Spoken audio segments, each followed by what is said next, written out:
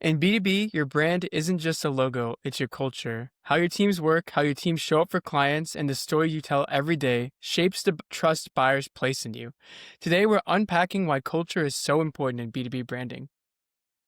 Wow, Zach with the cold open there, like pulling an SNL, just like right into it. Good to see you though. Yeah, good to see you. All right. So how does company culture influence B2B branding? Why does it matter? And why does it matter now even more than ever? So that's going to be a hot one. So, okay. Why don't we do this cocktail because it's a weird one. Like, Yeah, let's just get um, right into the cocktail. It's a fun all one. right. Yeah. So, So the Chit-Cha Toddy, the Chit-Cha Toddy, which careful. was created by Shawn Chen, beverage director at RedFarm and principal bartender at Decoy in New York City. RedFarm is a dim sum restaurant. They have several Ooh, locations in New York. so fun So, tangent because I think we don't do enough tangents anymore. So Caitlin was really our tangent like leader.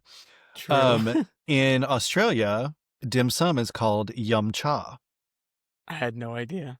which now I'm seeing this the chit cha, and if it's yum cha, that cha must mean something to do with I don't know, something to do with it. But It anyway, must. So Chen drew inspiration from the traditional Chinese tea ceremony, aiming okay. to honor tea and his cultural heritage. The drink features osmanthus oolong tea from Taiwan, prized for its delicate flavor and faint nuttiness. At Decoy, it's often served in a Chinese Gaiwan. gaiwan, though it also can be served in a hollowed-out mini pumpkin for a festive twist. The name Chit-Cha comes from the respectful way of serving tea in Chinese culture. So there's your answer to the Chit-Cha. Yeah. And a gaiwan is like a little bowl with a lid on top. A lot of times in a Japanese restaurant, you'll get miso soup in one that's basically kind of the same thing, Oh, okay. where they've got the little topper on it with its little foot. I had to look that up and see. But yeah, serving it in a hollowed out pumpkin. Okay, so what on earth is in this? Oh, this is not one that I'm not drinking this one. I'm just going through it and I'm like, yeah, no, this isn't happening to me. All right, so this will serve 12 people. So when they say hollowed out pumpkin, I don't think they mean a mini pumpkin. I think they mean like you put it in a big pumpkin, like a punch I'd say bowl, or like either. medium sized. Yeah, like a medium size pumpkin. So add up the ounces on this. But I mean, there's like 32 ounces of just tea. So it looks like this is probably like a 50-ounce kind of thing. Okay. So 9 ounces of George Dickel rye whiskey, or your favorite rye whiskey if you want. But this is the one that Shawn, whatever his name is, uses. 3 ounces of Benedictine liqueur, which I am not familiar with Benedictine liqueur. So Zach will Google that real quick and we'll tell you what that is. 6 ounces of lemon juice, freshly squeezed. It's going to be a lot of lemons to get 6 ounces, by the way. um, So so then, go ahead. Benedictine liqueur. it's an What is it, Zach? herbal liqueur produced in France Okay. in the 19th century and is flavored with 27 different flowers, berries, herbs, roots, and spices. Wow. Presumably made by Benedictine monks. Like, because that was a thing. Like, that's just a thing. Like Christian Brothers brandy and stuff like that. Okay. So then 6 ounces of ginger syrup after the lemon juice, 3 ounces of blossom honey, 32 ounces of osmanthus oolong tea, hot brewed. So Zach will put in the notes how you hot brew that. It is a delicate tea, so you've got to be careful. My guess is it's probably like 160 degree versus boiling water or something like that. 12 lemon half wheels studded with cloves. And then your garnish is mint leaves and cinnamon sugar and those half wheels. So this is a lot of stuff. I'm guessing it doesn't go in a shaker, especially since you're putting hot tea in there. Nope, it's more of a punch, so you stir it Yep. into the pumpkin. All right. So Zach, how do we make all this work? So you add all your ingredients to a large hollowed out pumpkin or punch bowl, which is probably more practical, so you don't have to, clean an entire pumpkin out. It's October. Pumpkin. Do the pumpkin. Go for it. Honestly, the ginger syrup, the honey, the tea, the cloves, the cinnamon, all great fall flavors. But you stir with a wooden spoon until combined. Then you divide out 12 hollowed out mini pumpkins if you want to get even fancier for cups. But I would say for this, go punch cups, so you don't have to do that many pumpkins. Then garnish each with a lemon half wheel studded with cloves, a mint leaf, and a sprinkling of cinnamon sugar. And then the ginger syrup, you juice 4 ounces of fresh peeled ginger root, which could be tough if you don't have a juicer. Then you add 1 cup of extra fine sugar and stir completely until dissolved. And this will keep refrigerated in an airtight container for up to 2 weeks. So if you want to do anything else with that ginger syrup. And for the oolong tea, I want you to steep 8 teaspoons of osmanthus oolong tea with 32 ounces of water for 3 to 5 minutes. So not really specific on the temperature, but I'm sure if you wanted to look it up, you could probably figure out the correct temperature for it and Yeah, everything I've like got that. an electric tea kettle, and it's got different like white tea, green tea, Mm. herbal tea, and then black tea. Black tea is the only one that it boils for. Everyone else is like a 185, 160, whatever. Um, but typically with the more delicate teas, you don't boil them because it can ruin some of the flavor. So this is interesting. So, I mean, there might be enough stuff in here. Like there's only 9 ounces of rye whiskey and there's 32 ounces of tea and a bunch of other stuff. So it might balance out. This might actually be one I would try. I think if you really want to be extra, when you hollow out the mini pumpkins, you can get some like little hooks or plastic hooks or whatever and like hook them on the outside of the big pumpkin. So people like get their mini pumpkin and then like scoop in whatever they need. Um, this is a great one for a Halloween party, though. If you're going to go all out for Mm. Halloween, this A would be a fancy really, Halloween party. yeah, really interesting one to have kind of as a centerpiece. And obviously you can double it, you can triple it, you can, have extra sitting somewhere, I don't know, you'd probably want to keep it warm, I guess, because this is served warm, right? Yeah, so it would probably be pretty warm because you're stirring in warm Yeah, tea. the tea, you don't let the tea cool, you don't refrigerate it or anything. Yeah, Um, so yeah, I mean, I think this is a neat one. You it's could do fun. it cold though, I bet. It'd be You fine probably cold. could. Yeah. Yeah. I think it's almost like you're serving like in a cauldron, which is kind of cool. Mm-hmm. And like you said, it'd be a really good centerpiece. I'm really interested by the flavors and like the concept behind it. It's just like a play of like doing a Chinese tea ceremony in a giant cocktail pumpkin punch bowl. So definitely right up my alley. Yeah, I do think the cauldron, I mean, you could do a cauldron and like skull Hmm. cups or something if you want to do Halloweeny. I mean, you're getting away from the traditional like high-end tea ceremony there, but I think you and Chloe should do this. You should have a Halloween party or go to somebody's Oh Halloween my party gosh. and you should make this and take it with you. That'd be so much fun. We All right, should. that's my assignment for you. All right. So that comes from liquor.com. Those people always have good stuff. I mean, it's right there in their name, liquor.com. So shall we take a break and come back and talk B2B and branding? Let's do it.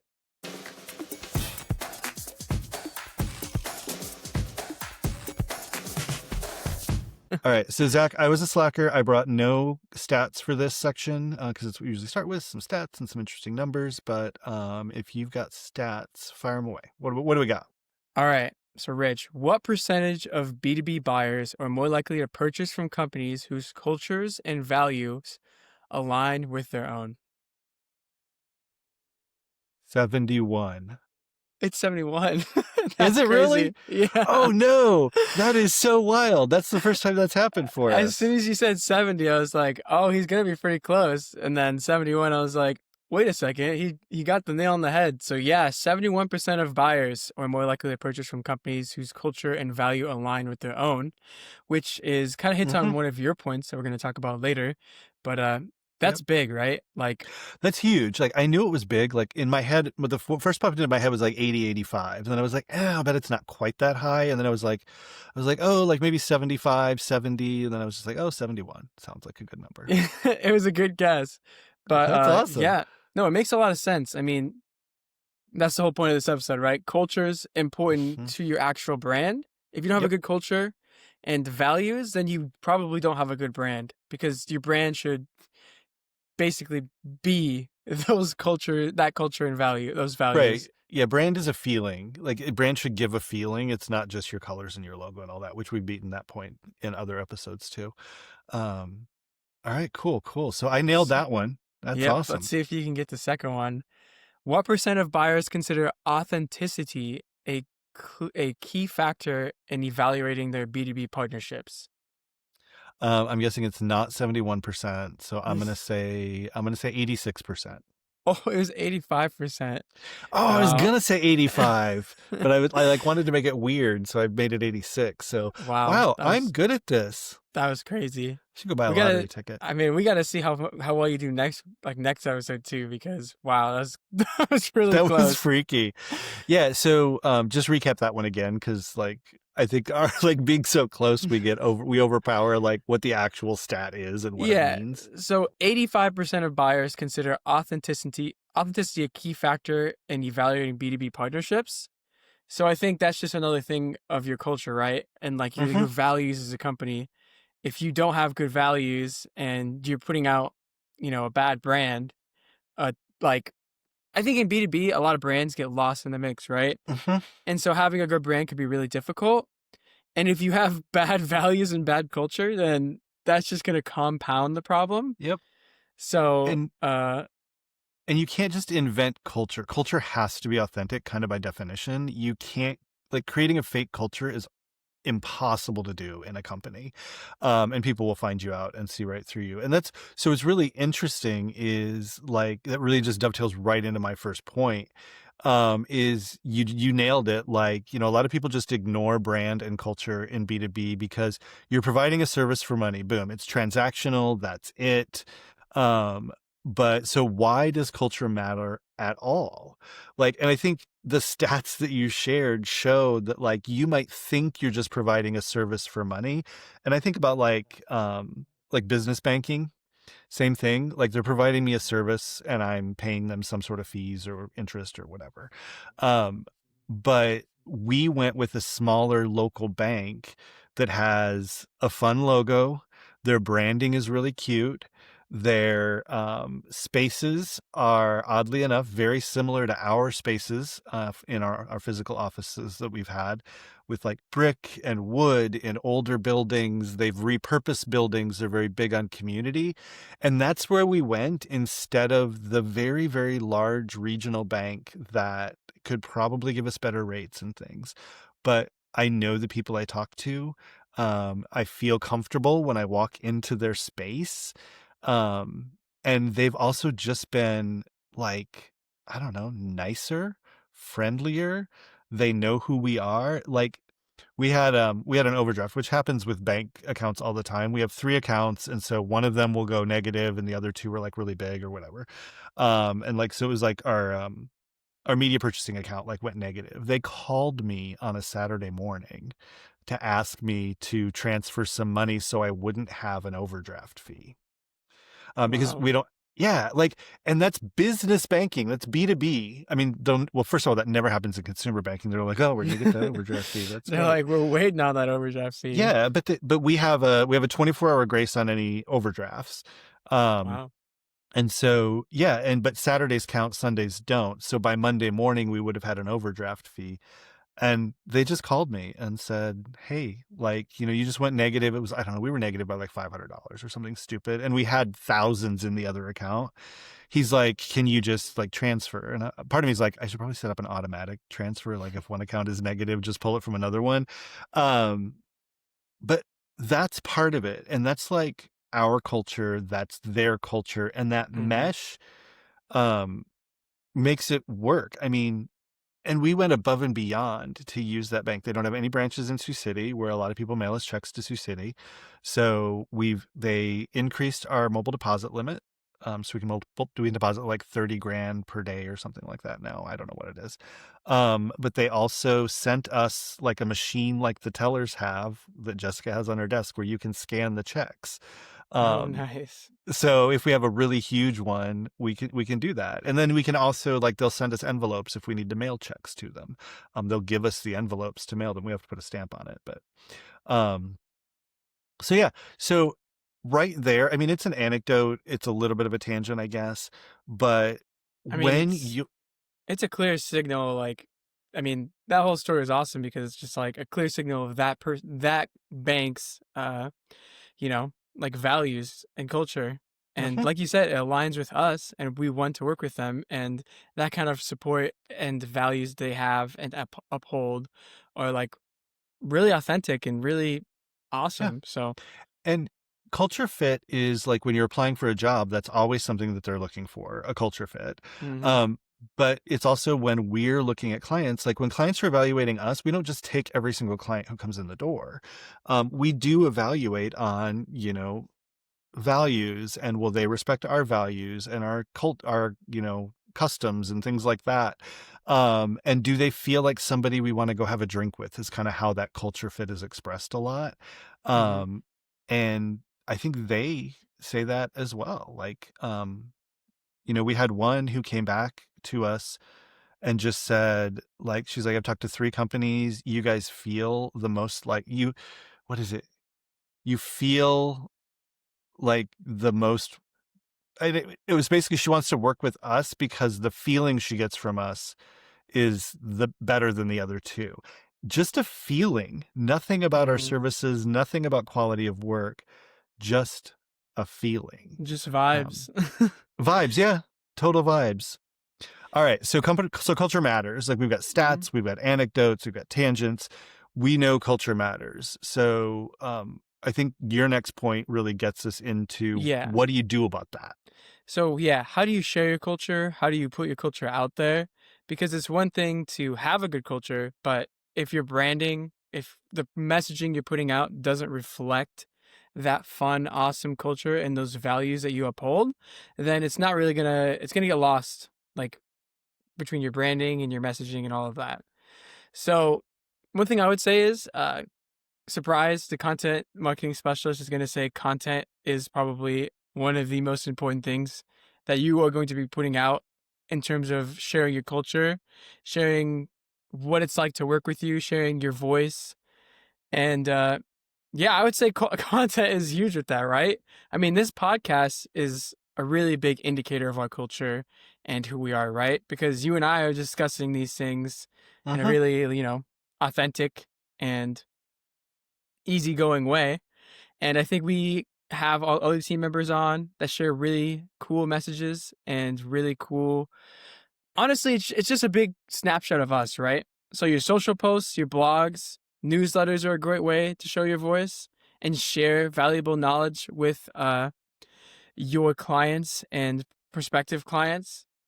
I think something that's really important to sharing your culture in a positive way is showing employee appreciation, Mm-hmm. showing spotlighting your team members, spotlighting case studies with your clients. Um, Honestly, I keep going back to the podcast as like a major one. A podcast Mm-hmm. can be super huge for sharing like who you are, especially to people who might not because we want to see who we're working with, right? Mm-hmm. You don't see who you're working with all the time behind a social post. That could just be a picture, that could be a really short video. But when people listen to this podcast or other people's podcasts in specific, if it's really attuned to what their culture is and their branding Mm-hmm. and their voice, then you're going to get a good idea of who you're going to work with. Like when people tune Yeah. into us, they see you, Rich, they see me. If they want their content done or a podcast done, they know who they're going to be working with. And Yeah, I mean, and they also see, like, sometimes, like, we're both wearing like polos today. But they see, like, I was in a t-shirt, I think, in one of the last episodes, because I just was like doing so much stuff around my house, getting ready for people to come, and I happened to be wearing a t-shirt that day. I had no client meetings, and it's like, all right, I'm just gonna pop in here. You got the Lego artwork above my head, like, in my little yeah, lamp and my plant. So you're kind of getting a feel for us. We know you like the color green for whatever reason. That lime green is yep, I'm definitely a big, one of your I faves. love green. I think what's interesting about that is you're dead right that, like, this puts the personality in it. Like, text or images are good, Hmm. but audio better, audio, video, imagery even better, because you can get that feel for who it is. And I think that's where, like, the Zoom calls are so much better now. I don't know anybody who really does phone calls anymore. You, like, generally schedule a Zoom meeting, where you used to do like a big conference call. People would mute it, you're distracted, you're not paying attention. You can see on this that, like, I do get distracted. Like, I run the company, and so sometimes there's something on this screen that pulls me over, and I'm like, "What's that over there going on?" Or, I'm waiting for my lawn people, and they might be outside, but it's raining, so I don't think they're coming. But they haven't canceled yet, so who knows? Um, but I think having those moments where you can showcase employees, And oh, I remember what I was going to say. Like we share, like today there should be a post on all of our socials about Caitlin's birthday because it's her birthday today. Yep. And we do that, and that's not anything about the services we offer, anything like that. But the fact that we share birthday posts and anniversary posts, it tells you just a little something about our company, that we actually care about people, and we do acknowledge like individual and personal milestones as well as Hmm. company milestones. So little things like that go a long way. They also get shared like crazy, which is so stupid, but it's I mean, because people love seeing, family members, friends Mhm. getting spotlighted by the work that they do for the work that they do. I mean, I have a friend that'll like and like send me every video that we've posted that I'm in, and he'll be like, "Hey, I watched this. You were in it. Like, it's pretty cool." And it's kind of a joke, but like, it's also really cool because like that stuff Yep. matters. You know what I mean? Like, Yeah, and you're like, yeah, I know. I recorded it, I edited it, I I posted know. it. Like, I'm familiar with this video. Yeah, Chloe Um, asked me, did you see this post you guys put out? Like, it was pretty cool." I'm literally the one. What do you mean? Did I see it? Yes, I'm literally the one that like like is pulling together the whole yeah. calendar. So Where that's if always you ask funny. me, like, hey, did you see this post we put out? I'll be like, I don't know which one, like, because maybe, maybe not, because I don't go through those. I'm not a part of the approval process for them. I don't micromanage that stuff. So I see them like any normal person would. Like, I follow us, of Hmm. course, on social media and stuff. But if I'm not really on Facebook, then I might not see it. Like I haven't been in LinkedIn a bunch, and we had an episode on there, and I'm like, oh crap, I should reshare this episode because I forgot to do it last week. And so I did. But yeah.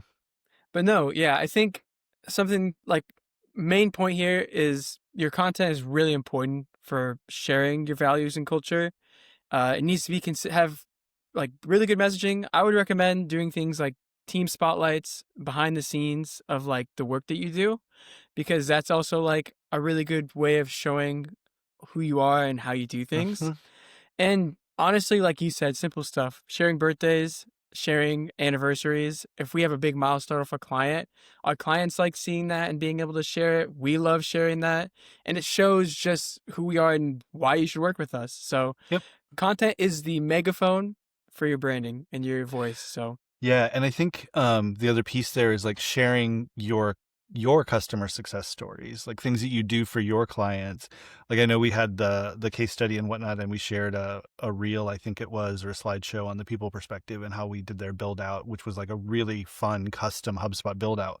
We were super proud of it. They were super happy with it. We continue to work with them. Great quote from the client. So shout out to Christy and the folks at the people perspective down in Texas. yeah, that looked like a really fun project. Yeah, but it also tells people like how we feel about our clients, and you want to work. You don't want to be at a place that's like, oh God, it's another client. Like, ugh. You want to be at a place that's like celebrating the joint wins, Mm-hmm. which is really important. All right, we beat that. We beat that point to death, I think. Oh, 100%. I think I think they get it. I think they get it. But that kind of dovetails into our next point is Mm-hmm. your culture is nothing without your team and the people that are shaping that culture. It's like you said, you can't fake good culture, and getting people to buy into a culture that they believe in is not only just valuable for morale and keeping everyone happy and working hard, it's also just valuable for, like your customers because they want to see. Mm-hmm. So I have some stats to illustrate this point before I More get stats. too far into it, but 64% of companies credit their employee advocacy programs with attracting and developing new business, and 45% attribute new revenue streams to those programs. Mm-hmm. So this is kind of just a point of where Yep. if employers are sharing your content and sharing um, your culture, your brands, like they're resharing like posts, they're actually going out of their way to say, hey, like we're doing this really cool thing at our company, like check it out. That is huge. Not just for like I said, not just for morale, but also for your customers and the people you're going to be, providing your service to. And I mean, here's another one. This is a pretty big one. Employee shared content achieves 8 times more engagement than employer brand content. Mm-hmm. So we do a lot of employee advocacy here. Like you'll probably like notice on a lot of our social posts, we're our biggest cheerleaders. And that's because sharing that stuff and Yep. sharing what's important to us and knowledge and information and thought leadership is super important to what we're doing with our Yep. content. And if your employees aren't aligned and bought into the brand vis- vision and culture that you have, you're you're in serious trouble. Yeah, and I think 100%. The thing that really helps us is Megan like reminds us in a channel in Slack, like, hey, we just posted this, go take a look. Because sometimes they don't know. And it doesn't hurt to remind. She doesn't ever say like, you must go like this, you must go reshare this. It's more like, hey, go take a look at it, like react if you want to, share it if you want to, like, Hmm. whatever. And people share certain things and not other things. Um, but yeah, that employee advocacy is a huge, huge part of getting things out there. I think the other thing, another tip for folks from an advertising standpoint is we've been looking at messing around. I don't know if we've done it yet, but promoting an employee's post on LinkedIn through the company. So the company actually pays to promote a post that an employee made, right? Am I getting that right? Employee ads on LinkedIn. Yeah. So yeah, we're basically promoting a post that an employee or a team member puts out, and those are really interesting. Like Hmm. when I We'll have to went to dive the into that. I LinkedIn, well, when we think went we, to the LinkedIn, I keep thinking back to inbound, but when we went to the yep. LinkedIn ads deep dive, uh, that was one of the ads where they said we should keep an eye on it because it's something really interesting and it does show some decent success in certain, Yep. like basically certain with certain campaign goals and stuff like that. Yeah, and it's taking that if your employees are getting like an 8x response compared to what your company does, then what happens if the company puts some money behind that and promotes the employee post? Yeah. Can you fuel that? So something that's working well organically, what happens when you put money behind it, which is really the whole thing about social advertising. Well, and Rich, how do you think as like a leader, right? How do you get employees to buy into the culture so that they feel that, they want to share these things and they want to put these things out? Because, as a team member, I know that when I put out good work or that when I'm getting shouted out and like acknowledged, that makes me more willing to push things out there. And obviously, I'm the content specialist, so I greatly benefit from pushing content out there. So It helps your own stats, yeah. yeah. Um, the short answer is I don't. Like, I do not get anybody to do anything or get anybody to buy into anything. When we hire, we try to hire for a culture fit. Our culture is fairly well defined. Though I think we do have some folks who would be like, I don't know, I couldn't put it into words because it's just a feeling. And it's like, okay, well, describe the feeling. Like, let's get there. But I think that, having our content be, team specific and acknowledging internally, we've got a little system internally where we acknowledge when somebody like does something, even a little small win. And so that helps as well. And I think just honestly letting the employees run with it has been the best thing for us. Um, So but don't yeah, hire people that don't fit the culture is probably one of the biggest things. correct. Yeah, I mean, and we have, and it's so they seem like it in the interview, and then you get to it, that you get them on board, and you're like, oh God, they're not a good culture fit at all. And then they just start resisting everything that you're already doing and that most of your employees are bought in with, Hmm. and it creates friction, and it's rough. And So, showing appreciation is another big step of that, like you mhm. said. Yep. Just another stat to close out my point. Highly engaged employees deliver up to 20% higher productivity. So Hmm. if they're engaging the work and the culture that they are bought into, obviously they're going to work harder. And I would say 83% of employees say a strong company culture inspires them to take initiative. So if you don't have a strong culture, a lot of people are just going to sit back and let things happen and not take the initiative to actually make change. So Yep. Yeah, and you want your employees bringing ideas. Like the worst thing is if I'm the only one with ideas in the company, like that's just not going to work at all. Um, and everybody has to understand that not every idea is going to be executed on. Not every idea is going to go somewhere, but sometimes a weird idea or something way off the wall can lead you down a path to something that's actually doable and executable. So that's kind of cool. So I think the last one, and I kind of touched on this from the other side with like a vendor that we use, but what happens if your culture fit with a B2B client gets really close, like super close? And we have a client that we've had for years, and we talk about how when they come to our space or we go to their space, it feels like home, basically. Like the spaces now, it helps that they designed our space. So that does help. But they designed our space with our input. Like they didn't Hmm. design it for them, they designed it for us. We just happened to align to that. And we were actually getting some of that in our other spaces before we had the current kind of space in Sioux City that we've got. Um, but like, what's really funny there is like their colors are similar to ours. Like the space feels similar to ours. The way that they talk about their team, the way they collaborate, the way they try to inject fun into things on a regular basis, all of that just really aligns with stuff. And I think it's like when you've got a good friend who you just are so aligned with, one, it feels good. It always feels good to talk to them. Two, if something goes wrong or you have a difficulty, you've got that shared history, that shared culture to fall back on, and you're going to be more gracious in working through anything that's an issue. Where for me, when a culture fit is really wrong, um, those clients, one, don't last. They don't stick around. Honestly, sometimes we don't want them to stick around, but nobody will like break up with anybody there. You got to kind of ride it out. And I think when there's a culture mismatch too, you see a lot of red flags initially, maybe too, where there's some places, obviously, like like there's probably some agencies for clients, right, that'll sneak through selling a lot, and it seems like their culture aligns, but they might be focused on the wrong things, and then when it actually happens, it's just awful. That happened to my brother. uh, Basically, Oh I won't man. get into too many details about who he worked for or whatever, but like they were going to do a site for the company that he worked for, and their strategy was to only talk to the CEO and to try and convince him to buy into this idea, and it almost worked. But my brother said, he literally just told me this.